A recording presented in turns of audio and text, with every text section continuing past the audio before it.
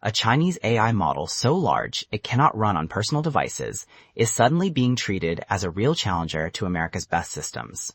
Welcome to the Automated Daily Top News Edition, the podcast created by Generative AI. I'm Trent Tiller, and today is July 22nd, 2026. Here's the news you need to know. This episode is brought to you by 11 Labs.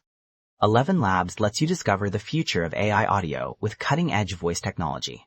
Find the link in the episode notes. We begin with artificial intelligence, where Beijing-based Moonshot AI has released Kimi K3, an open-weight model that researchers say may be narrowing the gap with top U.S. systems. The company says it performs strongly on jobs like coding and spreadsheet work, and its very large context window could make it better at handling long books or big code bases with fewer made-up answers. What really grabbed attention is the scale.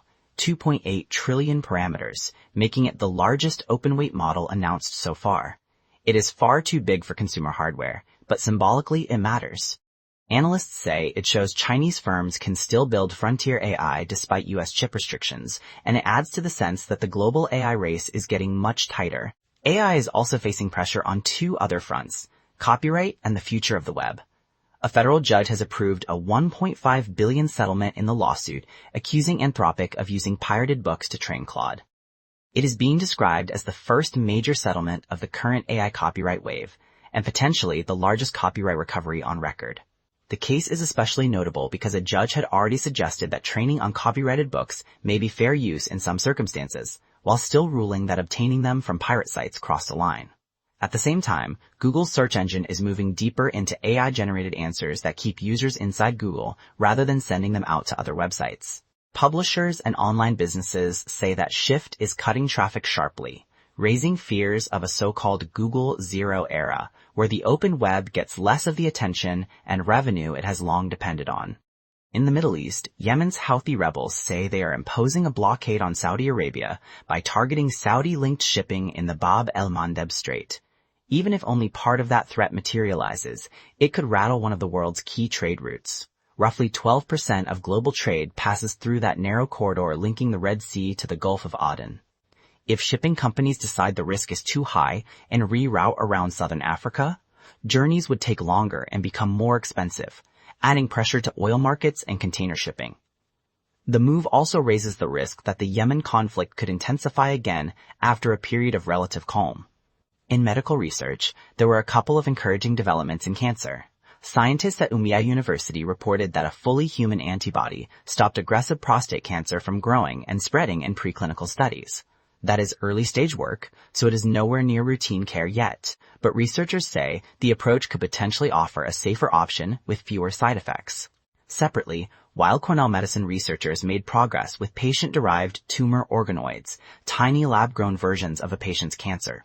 In one study, those organoids closely matched the original tumors and even suggested that some patients who would normally be ruled out for a drug might still benefit. In another, lung tumor organoids were built in a way that preserved part of the immune environment, which could make them more useful for testing immunotherapies. The bigger idea is practical. Better lab models could help doctors choose treatments more precisely. Two health stories also stood out today. Researchers say they have found the first strong genetic clues linked to borderline personality disorder in the largest study of its kind so far. By analyzing data from more than 12,000 people with the condition and over 1 million without it, the team identified multiple genome regions associated with BPD.